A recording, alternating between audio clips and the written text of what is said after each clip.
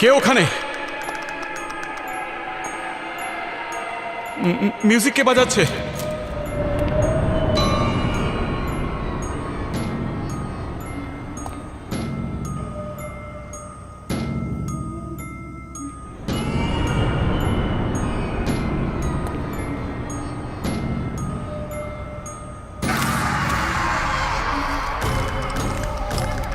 কে ওখানে?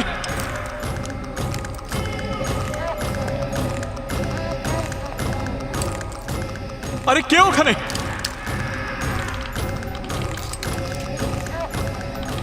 কে?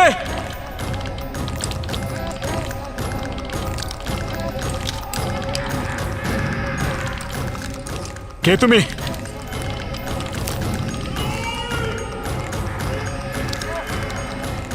কে তুমি?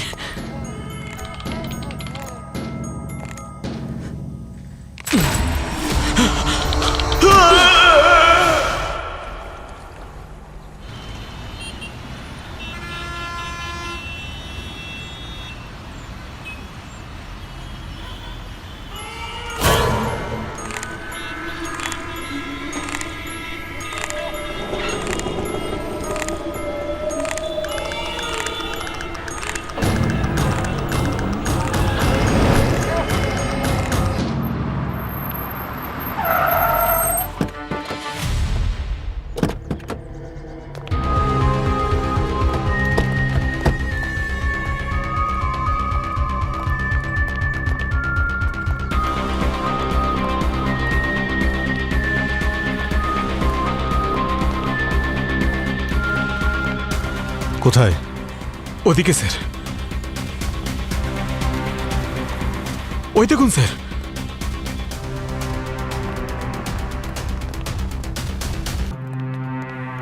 মাই গড,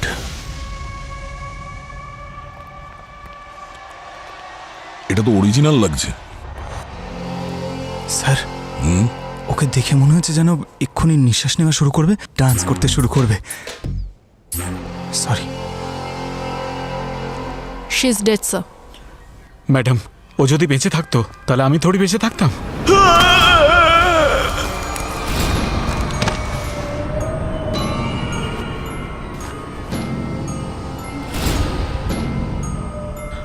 বাঁচাও বাঁচাও বাঁচাও, লাশ লাশ! ওই সময়ে বেঁচে ছিল? হতে পারে। কিন্তু স্যার ওকে কিভাবে মারা হয়েছে?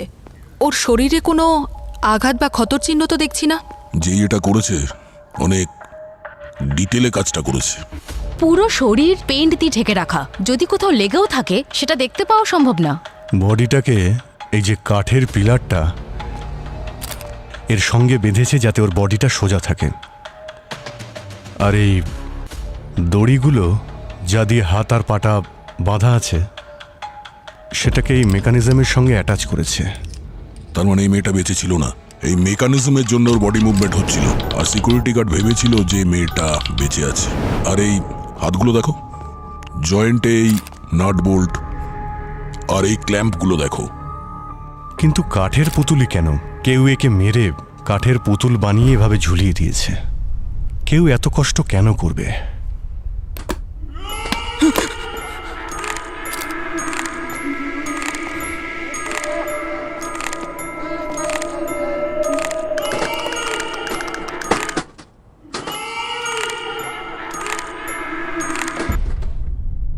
তাহলে এটাই সেই মিউজিক্যাল বক্স যেটার থেকে হরর মিউজিক বাজছিল, আর যেটা শুনে ওয়াচম্যান ভয় পেয়ে গেছিল।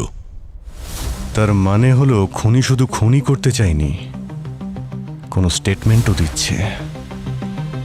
স্যার, স্যার এই দেখুন, ওর বাঁ হাতে 6টা আঙুল আছে আর ডান হাতে 5টা, মোট 11টা আঙুল। কি বললেন ম্যাম? 11টা আঙুল? কেন, চেনো তুমি ওকে? হ্যাঁ স্যার, একজন আয়েশা নামের মেয়ে, ওর 11টা আঙুল ছিল। ওই থিয়েটার দলে ড্যান্স রিহার্সালের জন্য আসতো, আর যখন সকাল সকাল আসতো তো তখন আমায় কল করতো দরজা খোলার জন্য। আচ্ছা, শেষবার ওকে কবে দেখেছিলে? স্যার কয়েক সপ্তাহ ধরে ও আসেনি এখানে। ওনাকে একবার কল করতে চাই। হ্যাঁ, স্যার। ওনার নাম্বারটা দাও। স্যার এই যে।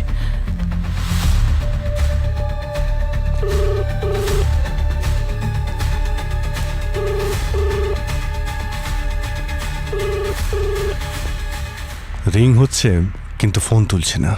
ও, স্যার এই জায়গাটা আমি খুব ভালো করে চেক করেছি, এখানে কোনো মোবাইল বা মার্ডার ওয়েপন কিছুই খুঁজে পাইনি। ভাই এই ফোনটাকে ট্রেস করি।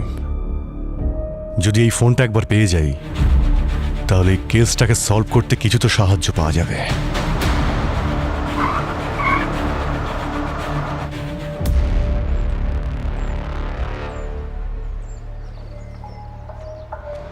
লোকেশন তো এই ক্যাফেরই দেখাচ্ছে স্যার। কল করো। রিং হচ্ছে। Hello hello hello,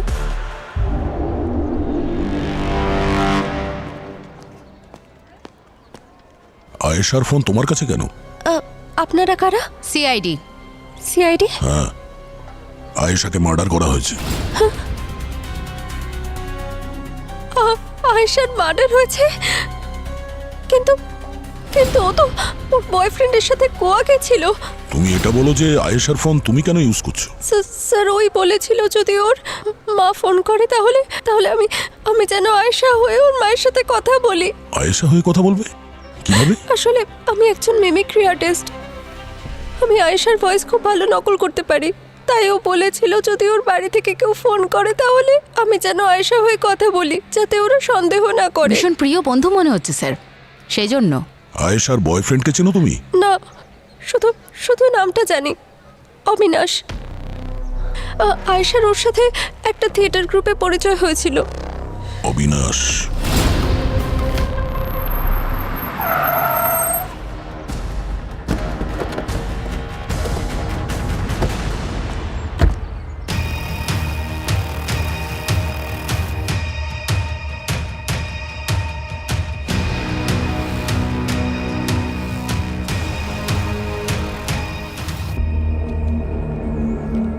music action.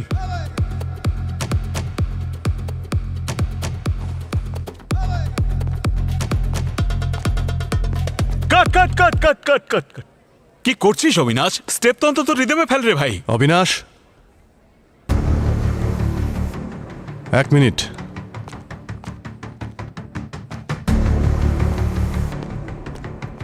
আমরা সিআইডি থেকে এসেছি। আয়েশা কোথায়? আয়েশা জানি না স্যার, অনেকদিন ওর সাথে দেখা হয়নি। কিরকম বয়ফ্রেন্ড তুমি? হ্যাঁ, তোমার গার্লফ্রেন্ড কোথায় তুমি জানো না? হ্যাঁ, দেখো, আমরা তোমার আর আয়েশার ব্যাপারে সব কিছুই জানি। আমরা এটাও জানি শেষবার তুমি ওকে গোয়াতে নিয়ে গিয়েছিলে। শেষবার মানে স্যার? কেন তুমি জানো না আয়েশা মার্ডার হয়েছে? কি বলছেন স্যার? কবে, কিভাবে? প্রশ্ন আমরা করব, তুমি উত্তর দেবে, ঠিক আছে? বলো। স্যার আমি আর আয়েশা গোয়া যাওয়ার প্ল্যান করেছিলাম 13 তারিখে, আর সেদিন আমার সাথে সন্ধেবেলায় ও দেখাও করবে বলেছিল, কিন্তু ও আসেনি স্যার। স্যার আমার খুব রাগ হয়েছিল আর আমার অনেক টাকা নষ্ট হয়ে গিয়েছিল স্যার। তারপর থেকে আমি ওকে আর ফোনও করিনি, ভেবেছিলাম যতক্ষণ ও না ফোন করবে আমি ওর সাথে কথাই বলবো না। আচ্ছা, এই এক্সকিউজ মি, এদিকে এদিকে। এই যে- 1 মিনিট, এদিকে আসুন আপনি।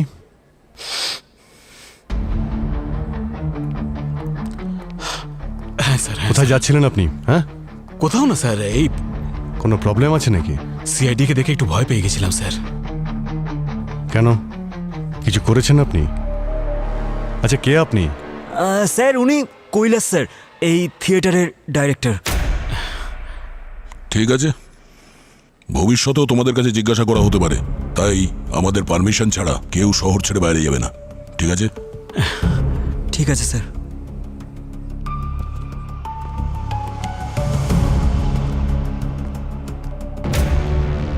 এই অবিনাশ আর কৈলাস, এদের দুজনের উপর নজর রাখতে হবে। কিছু তো প্ল্যানিং চলছিল এই থিয়েটারের ভিতরে।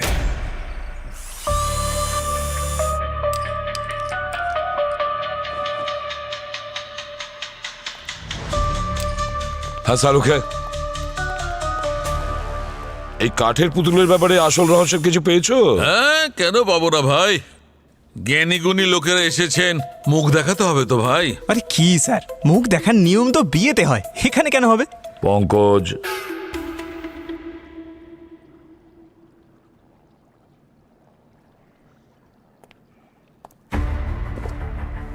আরে স্যার, এ তো আয়েশা। যার খুন হয়েছে মুখটা তো তারই হবে, তাই না পঙ্কজ?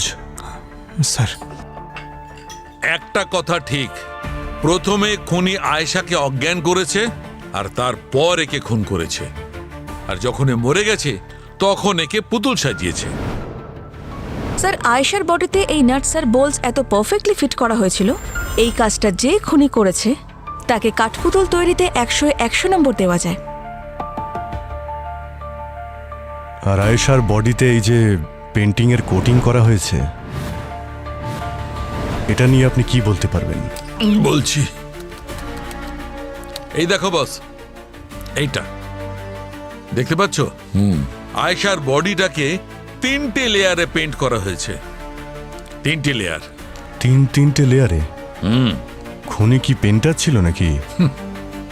পেন্টার ছিল কিনা সেটা বলতে পারবো না, কিন্তু খুব পারফেক্ট ছিল। এ ভালো করে জেনে শুনে 3টে লেয়ার তৈরি করেছে। প্রথম লেয়ারটা এমন কেমিক্যাল দিয়ে করেছে যাতে পচন না ধরে। দ্বিতীয় কেমিক্যালটা এই জন্য লাগিয়েছে যাতে বডিটা একদম স্টিফ থাকে, একদম স্টিফ। আর তৃতীয় লেয়ারটা লাগিয়েছে যাতে বডিটা একদম চকচকে থাকে, যেমন কাঠের পুতুল চকচক করে, একদম ফিনিশ। ও আর স্যার, যে ডিটেলিং এর সঙ্গে আয়েশার বডিকে কাঠপুতুল বানানো হয়েছে সেটা কোনো এক রাতের খেলা নয়। এই প্রসেসের মধ্যে দিয়ে যাওয়ার জন্য খুনি অন্তত 2 থেকে 3 দিন তো নিয়েছে। 2 থেকে 3 দিন? তার মানে খুনি এমন কোনো জায়গা খুঁজে বের করেছিল যেখানে আয়েশার বডি খুব সহজেই লুকিয়ে রাখা যায়, যাতে কেউ দেখতে না পায়।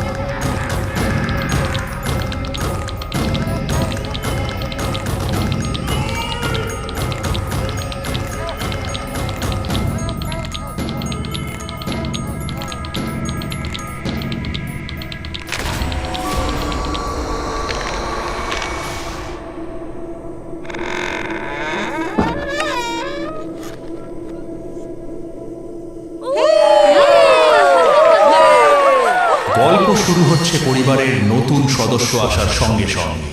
সবাই থাকতো একসঙ্গে মিলেমিশে, একে অপরের হাত ধরে।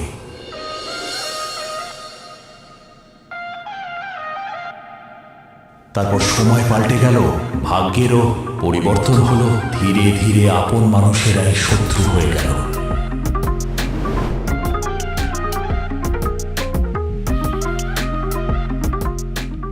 আপন হলো পর, জ্বলন্ত আগুনে সব ধ্বংস হয়ে গেল। যারা এক সময় ছিল আপনজন, তারাই হলো বিশ্বাসঘাতকতার প্রধান কারণ।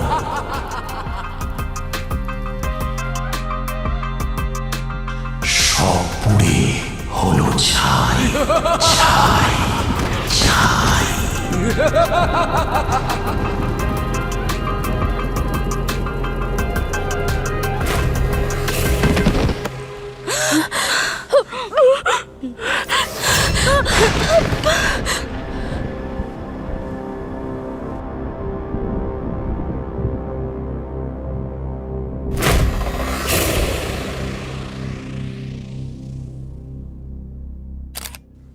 স্যার, এই খুনি কিন্তু হেব্বি চালাক, লোককে কাঠের পুতুল বানিয়ে মারছে। চালাক নয় পঙ্কজ, কোনো পাগল নিশ্চয়ই, মেন্টাল। এখানে যেভাবে ওকে কাঠপুতুল করে মারা হয়েছে ঠিক সেইভাবেই যেভাবে আয়েশাকে মারা হয়েছিল। স্যার,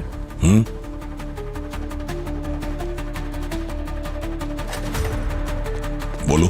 স্যার, ওরা বডিকে সবার প্রথমে দেখেছে। প্রথম থেকে বলো কি হয়েছিল এখানে।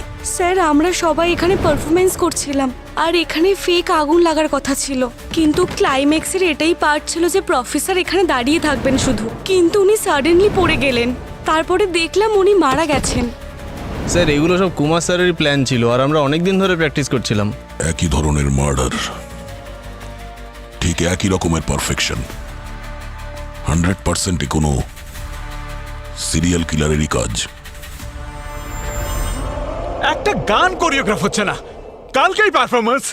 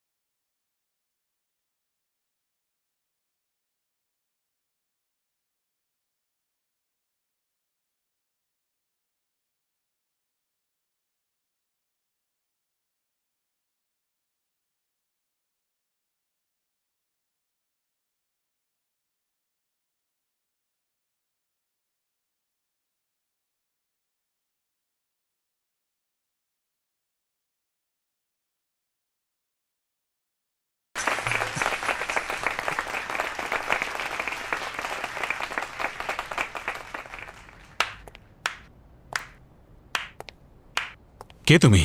কি নাম তোমার? আমার নাম কাবিয়া, আমি একজন ডান্সার। আমি আপনার আর আপনার এই থিয়েটার গ্রুপের ব্যাপারে অনেক শুনেছি। আমি অনেক চেষ্টা করেছি আপনার এই গ্রুপ জয়েন করার, কিন্তু স্যার আমি অনেক চেষ্টা করেও আপনার কাছে অবধি পৌঁছতেই পারিনি।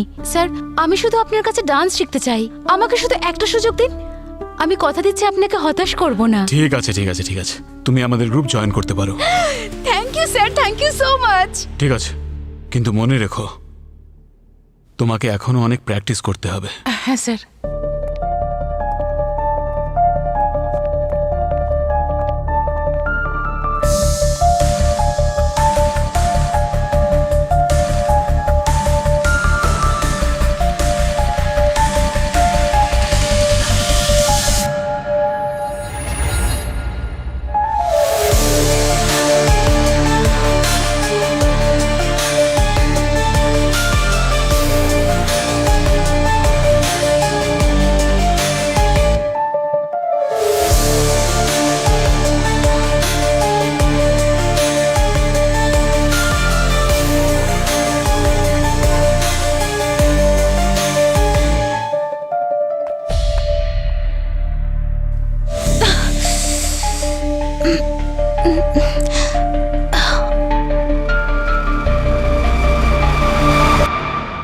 পরের মাল তাড়াতাড়ি রেডি হয়ে যাবে, বর্ডারের অ্যারেঞ্জমেন্টটা তুমি করে রেখো।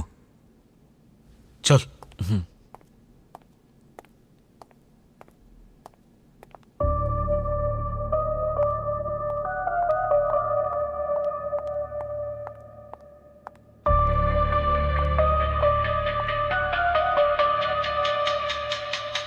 হ্যালো দয়া স্যার।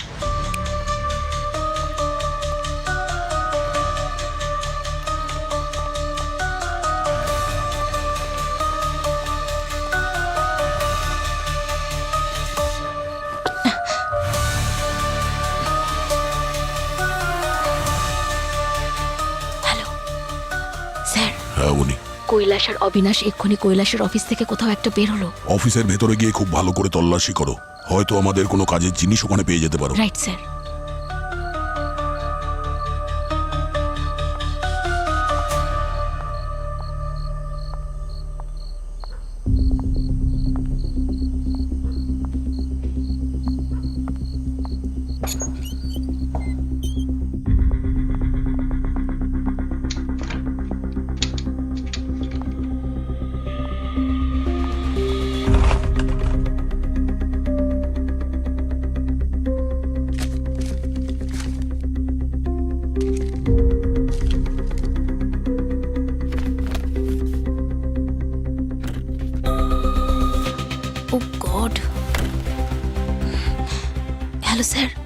এখানে তো বিভিন্ন দেশের অনেকগুলো ফেক পাসপোর্ট পড়ে আছে। আর হ্যাঁ স্যার, কিছু লোকের নামের লিস্টও আছে যাদের বিভিন্ন দেশে ইল্লিগাল ভাবে পাচার করা হয়েছে। অবনি, ওই সমস্ত ডকুমেন্টসের ছবিগুলো তুলে নাও আর যত তাড়াতাড়ি সম্ভব ওখান থেকে বেরিয়ে এসো। Yes sir.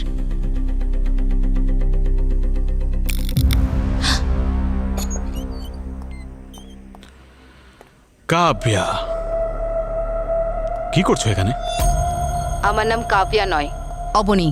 তাহলে নিশ্চয়ই তুমি ড্যান্সারও নও। সিআইডি।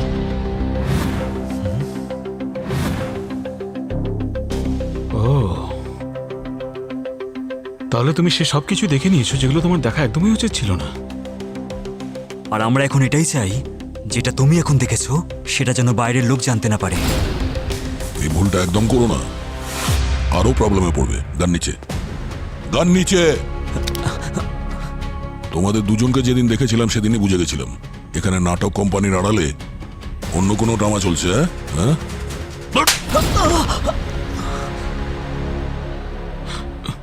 স্যার, আমরা থিয়েটারে আড়ালে ট্রাফিকিং এর কাজ করি। ইন্টারন্যাশনাল শোয়ের নামে মানুষকে আমাদের থিয়েটার গ্রুপে চান্স দেই, তাদের থেকে টাকা নেই আর তারপর তাদের ইন্ডিয়ার বাইরে পাঠিয়ে দিই। যখন ফেরত আসে তখন কেউ জিজ্ঞাসা করে না ওদের ব্যাপারে? না স্যার, কেউ যদি জিজ্ঞেস করে তাহলে আমরা বলি যে বাইরে গেছে, এবার ওরা জানে আর ওখানকার পুলিশ। আয়েশার সাথে কি করেছিলে তোমরা? স্যার, যেই রাতে আমি আর আয়েশা গোয়া যাওয়ার প্ল্যান করছিলাম, সেই দিন সন্ধেবেলা ও আমার আর কৈলাস স্যারের মধ্যে প্ল্যান ডিসকাস করা শুনে ফেলেছিল। আমাদের মধ্যে খুব ঝগড়াও হয়, তারপর ওখান থেকে পালিয়ে যায়। আমি ওকে ফলো করতে করতে যাই কারণ যাতে ও পুলিশের কাছে গিয়ে কমপ্লেন না করে, কিন্তু ও একটা গাড়িতে বসে সেখান থেকে চলে যায়। কিরকম গাড়ি ছিল? ওটা একটা সিলভার কালারের গাড়ি ছিল, আমি নাম্বারটা দেখতে পাইনি। Silver colour. আয়েশার বডি পাওয়া যায় একটা বন্ধ হওয়া মিলে, আর কুমারের বডি একটা লোকাল থিয়েটার হলে। স্যার, যতই দুটো বডি দুটো আলাদা জায়গায় পাওয়া যাক না কেন, কিন্তু খুন করার পদ্ধতি একই। কিন্তু অভিজিৎ, আয়েশা আর কুমারের মধ্যে একটা মিল আছে, সেটা হলো ওরা আর্টিস্ট। আয়েশা একজন ডান্সার আর কুমার একজন সূত্রধর, মানে স্টোরি টেলার। স্যার, এটা কোনো সিরিয়াল কিলিং এর কেস নয় তো, যেখানে খুনি পারফর্মারদের টার্গেট করছে আর তারপর ওদের কাঠের পুতুল করে দিচ্ছে? হ্যাঁ, কিন্তু খুন করার পরে কাঠের পুতুলি কেন বানাচ্ছে ডেড বডিগুলোকে, এটাই তো বুঝতে পারছি না। স্যার, স্যার আয়েশা আর কুমারের মধ্যে একটা কমন লিঙ্ক পেয়েছি। কি? স্যার, গত মাসে ন্যাশনাল পারফরমেন্স আর্ট অ্যাসোসিয়েশনে একটা অ্যাওয়ার্ড ফাংশন হয়েছিল, যেখানে আর্টিস্টদের অ্যাওয়ার্ড দেওয়া হয়েছিল। সেখানে এরা দুজন অ্যাওয়ার্ড পেয়েছিল। আর এই ফাংশনটা কে অর্গানাইজ করেছিল? মিসেস করিশ্মা নামের কেউ। করিশ্মা? স্যার, হ্যাঁ। আয়েশা যে গাড়িতে বসেছিল তার ডিটেলস পাওয়া গেছে। ওটা কোনো ক্যাব নয়, বরং একটা প্রাইভেট কার। এগুলো হচ্ছে তার পেপারস। এই কার কোনো মহেশের নামে রেজিস্টার আছে। তো তাই স্যার আমি ওই মহেশের বাড়িতে গিয়েছিলাম, কিন্তু এখন সেই বাড়িতে আর কেউ থাকে না। একটা কাজ করো, ওর ব্যাপারে ডিটেলসে খোঁজ নাও। ও কে, কোথায় থাকে, কি করে। ওকে, তাড়াতাড়ি। Yes sir. আর অভিজিৎ, খোঁজ নাও করিশ্মা এই আয়েশা আর কুমারের ব্যাপারে কি কি জানে। এই জিনিসটাকে বাঁ দিকে রাখো, হ্যাঁ, সাইড করে। Rahul, make it perfect. Welcome team CID. আমি তো আশা করছিলামই যে আজ না হলেও কাল টিম সিআইডি আমার এই জগতে ঠিক পদার্পণ করবেন। আপনার রিসেন্ট কেসটা কিন্তু বেশ শোরগোল ফেলে দিয়েছে। আমাদের এই আর্টিস্টিক গ্রুপে একজন মানুষের ফিলিংসকে কাট তার সাথে জড়িত দড়ির সংযোগ ঘটানো, এটা নিশ্চয়ই কোনো শিল্পীই পারেন, যেমন আপনাদের সেই খুনি। অনেক কিছু জানেন মনে হচ্ছে আপনি খুনির ব্যাপারে, মিস করিশ্মা। এত ফর্মালিটিস কিসের? আমাকে শুধু করিশ্মা বলুন। আর হ্যাঁ, আমাদের সার্কেলে যখন কোনো নতুন ডেভেলপমেন্ট হয় সেটাকে জানা আমারই কাজ। সে যে কেউ হোক না কেন, ও শুধু মার্ডার করছে না, সে ক্রিয়েট করছে। যেমন সৃষ্টি করার আগে রচনা করা হয়। আপনি দেখেছেন যেভাবে ওই খুনি ওই দুজন ভিকটিমকে পজিশনে রেখেছিল? ওটা শুধু খুন ছিল না, কোরিওগ্রাফি ছিল। ওয়াও! আপনার কি একটু মায়া দেওয়া নেই? দুজন মারা গেছেন করিশ্মা ম্যাডাম। মারা যায়নি, অমর হয়ে গেছে। করিশ্মা দেবী, এটা বলুন যে যখন দুটো খুন হলো সেই সময় আপনি কোথায় ছিলেন? আমি আমার ফ্রেন্ডসদের সাথে ছিলাম, পার্টি করছিলাম। আপনাদের ওই খুনি, বা আমি বলতে পারি ওই আর্টিস্ট, কিছু ক্রিয়েট করছেন, হয়তো কোনো পারফরমেন্স। আপনি ওই পারফরমেন্সের ব্যাপারে বলুন যা ওই দুজন ভিকটিম অ্যাটেন্ড করেছিল। আচ্ছা, ওটা একটা ছোট প্রোগ্রাম ছিল যেখানে নতুন ট্যালেন্টেডদের ইনভাইট করা হয়েছিল অ্যাওয়ার্ড দেওয়ার জন্য, যাতে ওরা কাজের প্রতি উৎসাহিত হয়। Nothing special, you know. Nothing special. ওই দুজন ভিকটিম আপনার প্রোগ্রাম অ্যাটেন্ড করেছিল, দুজনেরই খুন হয়েছে, আর আপনি বলছেন নাথিং স্পেশাল। আমাদের ছোট্ট একটা কমিউনিটি, ইন্সপেক্টর, তাই আমাদের ইভেন্টে মানুষ আসতেই থাকে। আমরা ওই দিনের ইভেন্টের পুরো গেস্ট লিস্টটা চাই। স্যার, আমার অ্যাসিস্ট্যান্ট দিয়ে দেবে।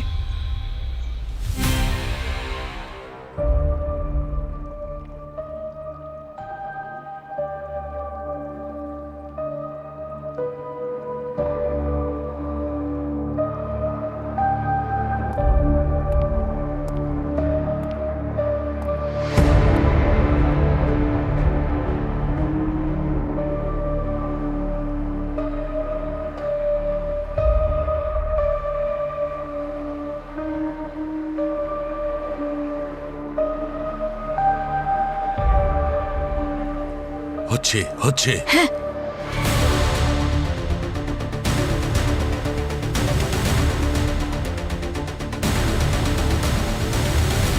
Yes! Yeah! Yeah! ইয়েস।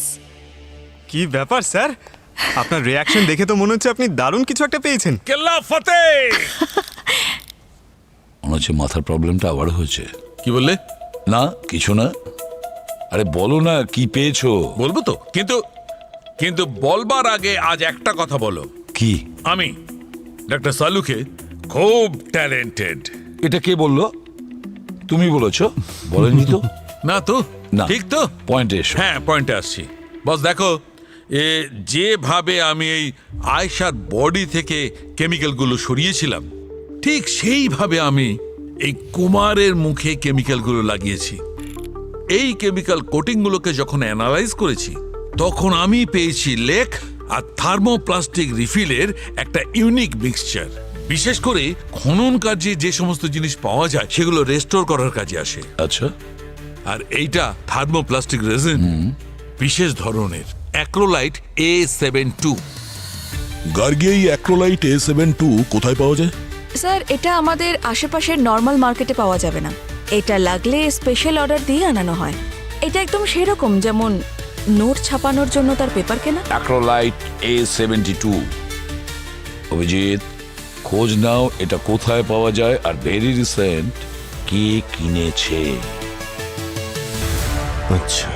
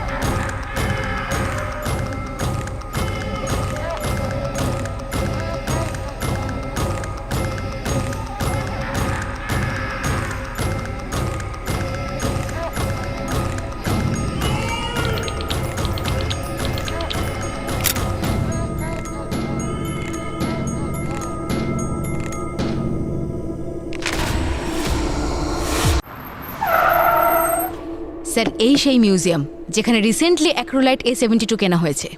চলো দেখি। আকাঙ্ক্ষা ম্যাডাম। আকাঙ্ক্ষা ম্যাম, ম্যাডাম আকাঙ্ক্ষা, আমরা সিআইডি থেকে এসেছি। আমরা এটা জানতে চাই যে আচ্ছা ওই অ্যাক্রোলাইট A72 যে কেমিক্যালটা পাওয়া যায় ওটা কি আপনি কিনেছিলেন এর মধ্যে? হ্যাঁ। মীরা, পারচেজ রেকর্ড নিয়ে এসো। Yes ma'am. Sir. Oh thank you. Welcome. এটা খুব স্ট্যান্ডার্ড মেটেরিয়াল, আমরা সবসময় এটাই অর্ডার করি। স্যার, এতে কোম্পানির সব পারচেজ রেকর্ড আছে আর আমরা সব প্রসিডিউর মেনে চলি আর আমাদের কাছে প্রত্যেক জিনিসের রেকর্ড আছে। যতদূর আমি জানি স্যার, এই ধরনের ইম্পর্ট্যান্ট মেটেরিয়াল আর কেমিক্যাল যদি প্রপার ডকুমেন্টসের সাথে কেনা হয় তাহলে সেগুলো ইলিগাল নয়। Am I right? রাইট। আপনি শুধু এটা বলুন যে 29 jan or 1st Feb রাত্রে আপনি কোথায় ছিলেন? আমি দিল্লিতে ছিলাম, একটা সেমিনার অ্যাটেন্ড করছিলাম। আচ্ছা, মীরা, আমার ফ্লাইট টিকিটস নিয়ে এসো। Yes ma'am. স্যার। অবনী,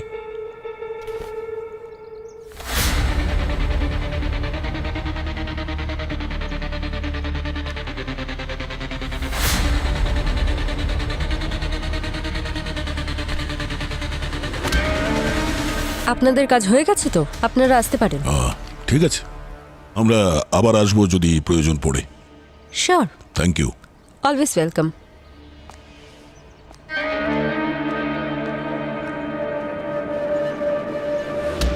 খেয়াল করলে অবনী, ওই টেবিলের ওপরে করিশ্মার ওই অ্যাওয়ার্ড ফাংশনের ছবিগুলো ছিল।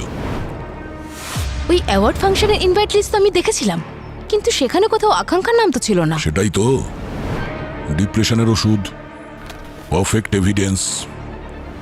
এই আকাঙ্ক্ষা নিশ্চয়ই কিছু গোপন করছে, নজর রাখো এর ওপরে। হ্যাঁ স্যার।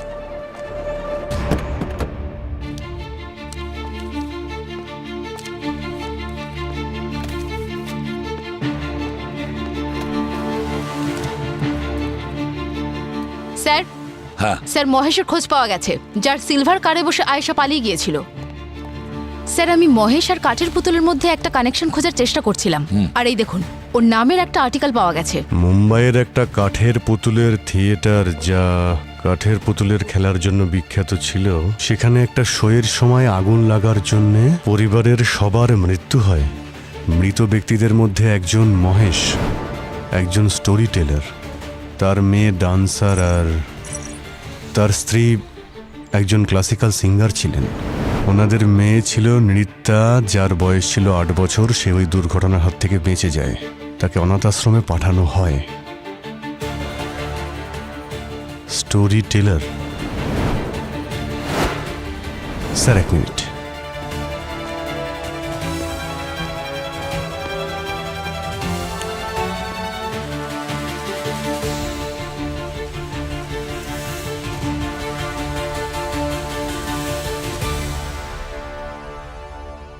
স্যার,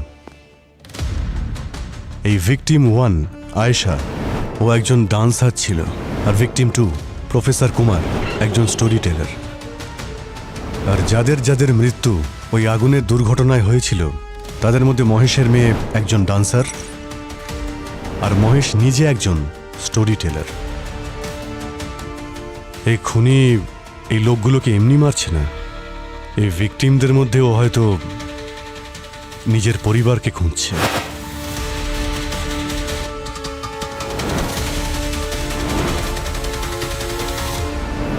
তুমি বলতে চাইছো নৃত্যা? হ্যাঁ, নৃত্যা। সেই জন্যই তো খুন করার পরে ডেড বডিগুলোকেও কাঠের পুতুল করে প্রিজার্ভ করছে। হয়তো নিজের পরিবারকে ফিরে পেতে চাইছে। অভিজিৎ, নৃত্যা তার পরিবারকে কমপ্লিট করার জন্য তৃতীয় শিকার খুঁজে বেড়াচ্ছে। একজন সিঙ্গার, একজন মহিলা, যে কিনা তার মায়ের কথা মনে করায়।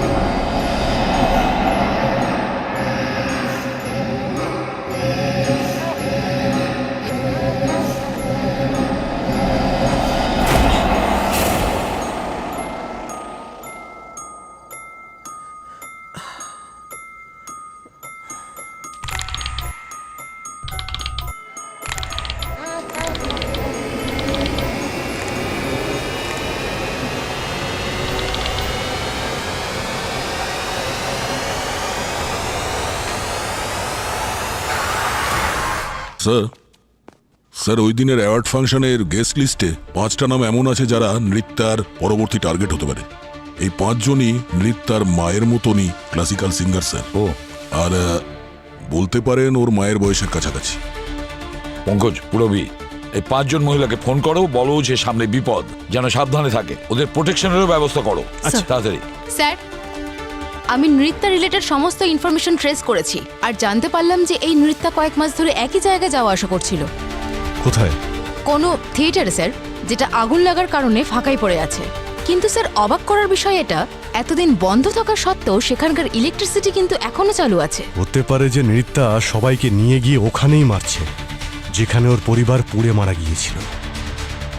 স্যার, 4 জনের সঙ্গে কন্ট্যাক্ট করা গেছে, কিন্তু একজনের সঙ্গে কন্ট্যাক্ট করা যাচ্ছে না। ওর নাম হলো মায়া। মায়া, 5ম জন মায়া। নৃত্যার নেক্সট শিকার মায়াই হবে।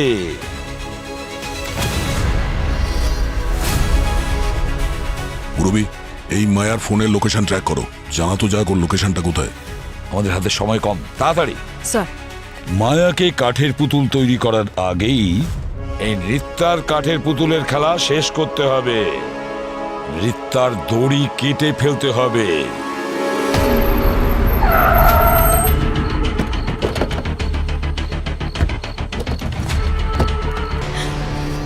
ও মীরা ওরফে নৃত্যা। মীরা, আমার পারচেজ রিপোর্ট দেখাও। তো তুমি এই সব খুনগুলো করেছো? আপনারা এটা মার্ডার দেখছেন? আমার মতে এটা পরিবর্তন, সুরক্ষা, ভালোবাসা। আপনারা জানেন, আমার পরিবার পুড়ে মারা গিয়েছিল, আর সেদিন শুধু আমার পরিবারই মারা যায়নি, তার সাথে সাথে পুড়েছিল তাদের প্রতিভা, তাদের স্বপ্ন, সব পুড়ে ছাই হয়ে গিয়েছিল। আমার মায়ের কণ্ঠস্বর, বাবার গল্প বলা, আমার বোনের ডান্স। আপনারা কি জানেন তখন কেমন লাগে যখন নিজের কারোর সাথে যদি এরকম কিছু ঘটে? ওদের প্রতিভাই ওদের আত্মা ছিল, আর আমি সেদিনই প্রতিজ্ঞা করি ওদের ফিরিয়ে আনার, ওদের অমর করার। কিন্তু আয়েশা, কুমার আর মায়াই কেন? কারণ ওরা 3 জনেই আমার কাছে সাধারণের চেয়ে অনেক বেশি ছিল। ওদের 3 জনের কাছে সেইগুলো ছিল যেগুলো আমি হারিয়ে ফেলেছি। মায়া একদম আমার মায়ের মতন গাইতো। প্রফেসর কুমার যেভাবে গল্প শোনাতো, মনে হয়েছিল আমার বাবা ফিরে এসেছে। আয়েশা যখন ডান্স করত, তখন মনে হতো যেন আমার বোন নাচছে। ওদের জন্যই আমি আমার পুরো পরিবারকে ফিরে পেয়েছি। ওরাও আমার পরিবারের মতোই ছিল।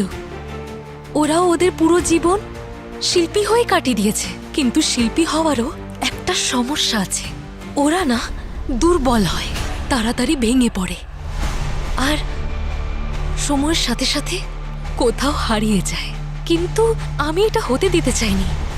আমি চাইনি যে প্রকৃতির নিয়মের মতো ওরা সাধারণভাবে মরুক।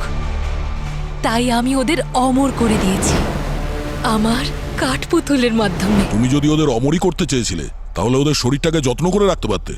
এই কাঠপুতুলের নাটকটা কেন? আপনি এখনো বুঝতে পারলেন না? শরীর নশ্বর হয়, আর শিল্প তো ঈশ্বরের দান হয়, তাই না? সেই জন্য আমি ওদের শরীরকে কাঠ, কাপড় আর রং দিয়ে একটা আর্ট পিস করে দিয়েছি। এবার আয়েশা সব সময় নাচতে থাকবে, আর প্রফেসর কুমারের সব গল্প সবাই শুনতে থাকবে। আর যারাই ওনার ওই স্বরূপটা দেখেছে, তারা কোনোদিন ভুলতে পারবে না। আমি না ওনার স্টেজটাকে ওনার অমর হওয়ার পথ করে দিয়েছি। এবার আপনারা নিশ্চয়ই বুঝেছেন, আমি শুধু কাঠপুতুলি বানাইনি, আমি তৈরি করেছি আমার পরিবার, আমার অমর পরিবার। কাঠের পুতুল নিয়ে তোমার এই পাগলামি তোমায় কোথায় পৌঁছে দিয়েছে? তোমার পরিবারের সঙ্গে যা হয়েছিল সেটা একটা অ্যাক্সিডেন্ট ছিল, কিন্তু তুমি একজন শিল্পী হয়ে 2 জন নিষ্পাপ মানুষকে খুন করেছো। অনেক বড় অপরাধ করেছো তুমি। তোমার এই পাগলামির শাস্তি তোমায় ভোগ করতেই হবে। আইন তোমায় কখনোই ক্ষমা করবে না।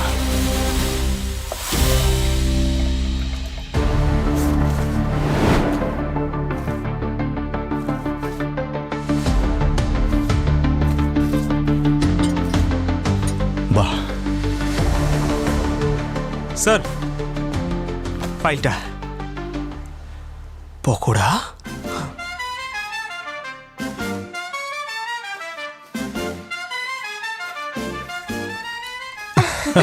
স্যার আমি তো আপনাকে বারিড বডিজের ফাইলটা দিতে এসেছিলাম। পেয়ে গেছি ফাইল, থ্যাংক ইউ। স্যার আপনি যদি বলেন আমি একটা পকোড়া খেতেই পারি। Thank you sir, thank you. আরে বাবা, গরম গরম তো। আরে পেইন্ট করাচ্ছেন sir? Yeah, sir white wall খুব সুন্দর দেখাবে। পেইন্টটা কিন্তু দারুণ স্যার, ভেরি নাইস চয়েস। আরে বল কোথা থেকে এলো? সরি স্যার, ওই আরো একবার পেইন্ট করতে হবে স্যার। হয়ে গেছে। আরে